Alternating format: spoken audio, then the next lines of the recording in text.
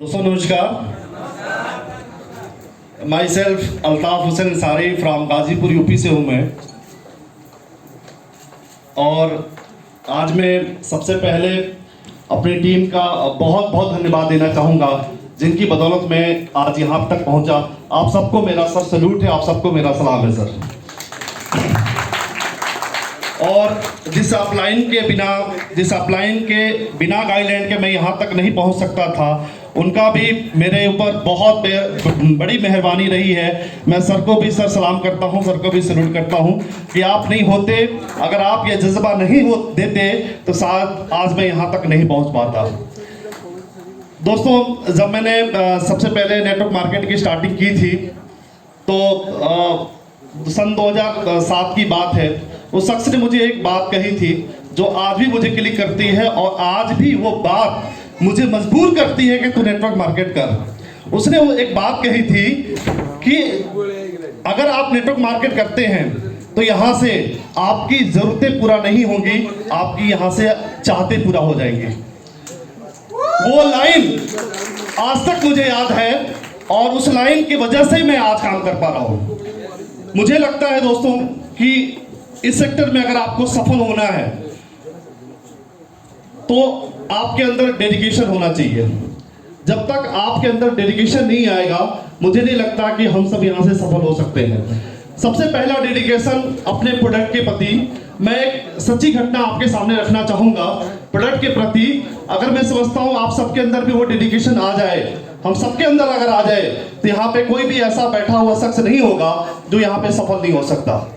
मैं एक सच्ची कहानी बताना चाहूँगा, अपने घर की, अपने परिवार की एक कहानी बताना चाहूँगा। मेरे छोटे भाई की शादी हुई थी और हम लोग खूब धूमधाम से उसकी बारात लेके गए, उसकी वाइफ को लेके भी आए।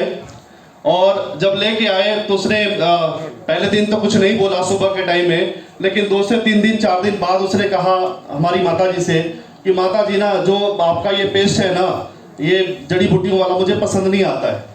मुझे ना वो लाल वाला पेस्ट चाहिए जो ट्रांसपेरेंट भी होता है और लाल भी होता है। मुझे वो वाला पेस्ट पसंद है, और मैं उस पेस्ट को आज 18 सालों से कर रही हूँ, इसलिए मुझे वो वाला पेस्ट चाहिए।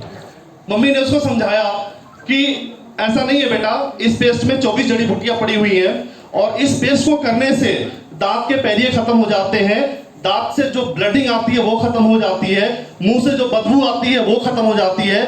लेकिन लाख समझाने के बाद भी हमारी माता की बातों को उसने नहीं माना, और उसने कहा, उसने जिद पकड़ ली कि मुझे तो वो लाल वाला ही पेश करना है।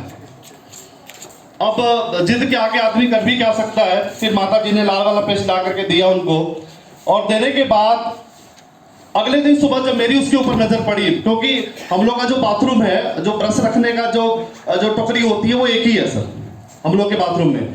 तो मैं भी वहां पे पहुंचा, और पहुंचने के बाद मैंने देखा कि वहां पे लाल वाला पेस्ट पड़ा हुआ है जो ट्रांसपेरेंट वाला होता है।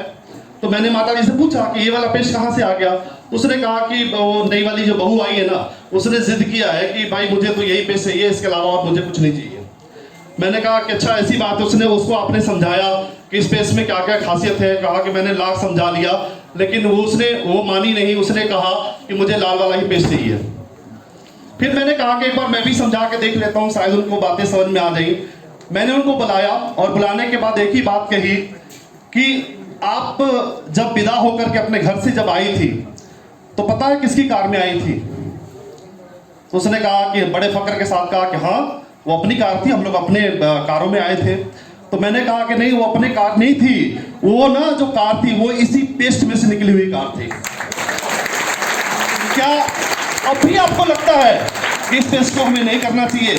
जिस घर में तुम रहती हो, जिस मकान में तुम रहती हो, जिसकी तुम रोटियां खाती हो, वो इसी पेस्ट से निकली है, वो इसी साबुन से निकली है। वो दिन है और आज का दिन है। हमारे घर में कभी किसी ने जिद नहीं की कि हमें अमूल्या के प्रति, अमूल्या का जो प्रोडक्ट है उसके अलावा किसी और प्रोडक्ट की जरूरत पड़ने वाली है। ये प्रोडक्ट के प्रति मुझे लगता है सर कि हम सबका डेडिकेशन होना चाहिए, अपने प्रति और अपने परिवार के प्रति भी। दूसरी एक बात है, जो प्लान है हमारा सर, प्लान हमारा ये कहता है कि अगर आप 6 ग्रुप में अगर 50 से निकाल देते हैं, 50-50 वाले अगर 6 लोग आ जाते हैं, तो आपका डायरेक्टर क्लब कंप्लीट होता है। और डायरेक्टर क्लब में आते ही मुझे लगता है कि अब सभी लोग मिलने क्लब में आ सकते हैं सर। जो भी डायरेक्टर क्लब में एंट्री होगी वो सबकी मिलने क्लब में एंट्री हो सकती है। उसमें कितने लोग चाहिए सर? कितने लोग चाहिए? अगर हम ये मान लें कि हमारी 6 बेटियां हैं सर, कितनी बेटियां हैं? 6 बेटियां हैं और 6 बेटियों की शादी करनी है। क्या मैं एक आदमी के पास जाऊं और वो मना कर दे तो क्या लगता है कि हम दूसरे के पास नहीं जाएंगे? कब तक जाते रहेंगे? कब तक? जब तक शादी ना हो जाए तब तक हम प्रयास करते रहेंगे। उसी तरह अगर आप 6 अपनी डाउनलाइन को अपनी बेटियां अगर मान लें तो मुझे लगता है कि यहां पे सभी बैठे हुए शख्स 1-1 लाख रुपए महीने का चेक करा सकते हैं। एक लास्ट की एक कहानी बस सर करके मैं एंड चाहूंगा कि आज मुझे जो कुछ भी मिल पाया, आज जो कुछ भी पैसे, शोहरत, इज्जत आप सबके द्वारा जो मिलती है, मैं नहीं मानता हूं कि ये इसमें मेरी कोई काबिलियत है। ये सिस्टम की काबिलियत मुझे लगती है, मुझे अपलाइन की काबिलियत लगती है, और सबसे बड़ी जो काबिलियत लगती है वो आप सबकी लगती है, क्योंकि आप नहीं होते तो शायद मैं यहां पे नहीं होता। एक बार एक गधा था, एक छोटी सी कहानी बताना चाहूंगा। और पेंडेमिक का सिचुएशन चल रहा था जिसमें लॉकडाउन चल रहे थे। गधा बेचारा बेरोजगार हो चुका था, उसका मालिक भी बेरोजगार हो चुका था। दोनों के समझ में नहीं आ रहा था मुझे करना क्या चाहिए। तो एक बार दोनों ने मीटिंग की कि भाई अब तो हमें कुछ करना पड़ेगा, नहीं तो हम तो भूखे मर जाएंगे। तो मालिक ने कहा कि ऐसा करते हैं कि कोई तरकीब निकालते हैं। हेलो, उसने एक तरकीब निकाली।